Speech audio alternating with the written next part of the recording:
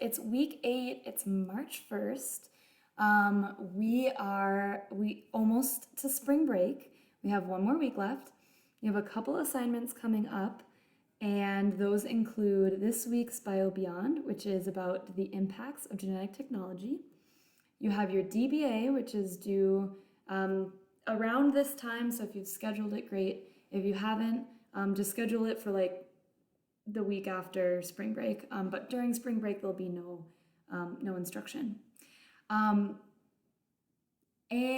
yeah, I just want to follow up on your assignment from last week, and if you did do the Osmosis Experiment, here we are. Here is the egg that was in sugar. I went and put it back into water. So you can see the water was what kind of solution? That was hypotonic, if it's in water. And so where's the water going to move? From where it is to where it isn't, so it's going to move back inside the cell. And sure enough, I rehydrated my egg. So that was really fun. Can you think of other things that have calcium in them? You might drink milk to make strong bones. So here's another side experiment. Here we have some vinegar, and there is a chicken bone. So we're seeing, can you dissolve a chicken bone in vinegar in the same way that you can dissolve? Ooh, smells kind of weird, but stay tuned. It is not quite dissolved yet. I'm going to poke it. It feels a little soft, but we're going to see if we can get it to be rubbery. And then you might want to design an experiment out of that. What could you do? Change one variable. You could try vinegar. You could try a different type of animal bone, see if they all work the same, and measure out different rates of dissolving. That's kind of interesting. But anyway, also what's really exciting is that today we're going to talk about GMO versus non-GMO. So you might have heard this argument and you're like, I think I've heard of GMOs, but I'm not sure. You might also have heard about organic versus non-organic. And so in this lesson, we are going to learn more first about these topics and then allow you to make your own conclusion as to whether or not when you go to the store, would you want to buy organic or non-organic? Does it matter to you? What are the pros and cons? What does the evidence show? What's the data out there that we can draw a conclusion from? And you might want to plant your own garden, which is a really great way to design an experiment. So questions that come up when you are designing what type of fruits and vegetables.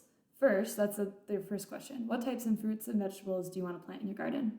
And so I'll make a wonderment path for that, but you might want some tomatoes. And you can see on here it says USDA organic, right? So we're going to talk about the reason it would be marked organic is because it's grown using organic farming techniques which don't use conventional pesticides. They only use organic pesticides. They can use organic pesticides, so that's kind of interesting. And then other things to note when you go look at seeds that you want are the, let's see, can you see it there? There you go. What is this? Solanum lycopersicum. That's the binomial nomenclature for a tomato. That's the genus and species. Other things you might see are like how long it takes to transplant. And then it also says here heirloom. So this 1800s variety mix is sure to delight. So what do you think the word heirloom means? Basically, it is something that is really old, right? It's been around for a while. You might also see, it says here, open pollinated. So that's another kind of interesting point. Something that's open pollinated has allowed it to be pollinated using the air or bugs. Those are two different ways things get pollinated.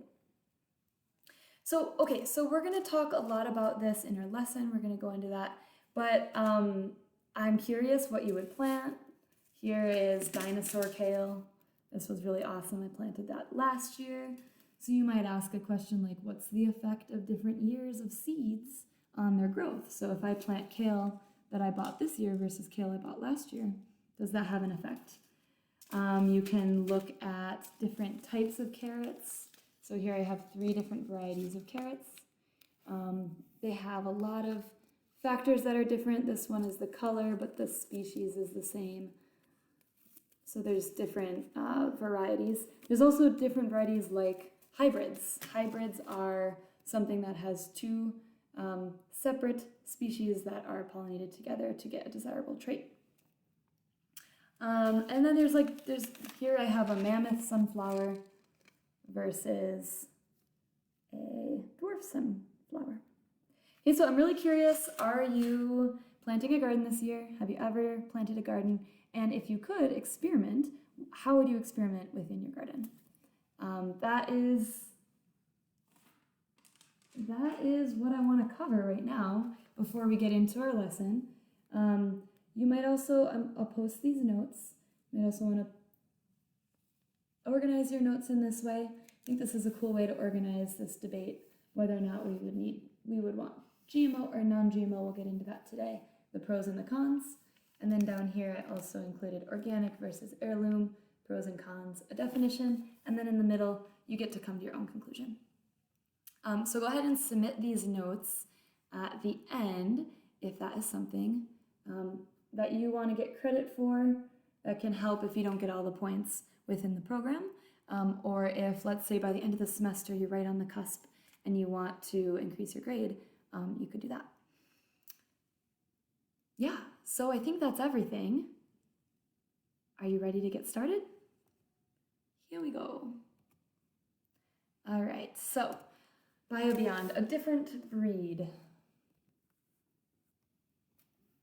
We're going to learn about a mixed harvest, a dog's life, a very mothy mystery, a fungus among us, and then we're going to choose our own adventure.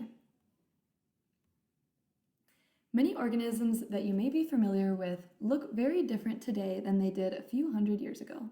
Cows, sheep, and even some plants are visibly different from their ancestors from the turn of the 20th century.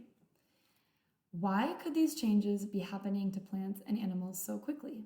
In this lesson, you'll assume several roles to explore how and why these changes can happen so rapidly.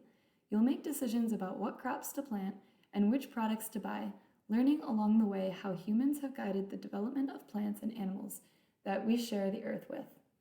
You'll explore how, through different forms of genetic technologies, we have literally shaped the plants and animals on planet Earth for hundreds of years.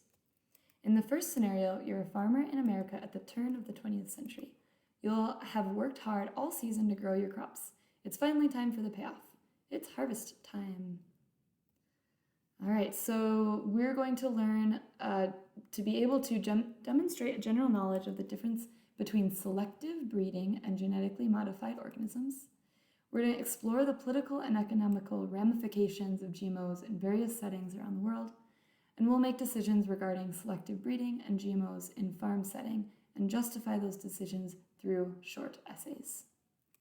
All right, here we go. And I wanted to pause here because I forgot to tell you.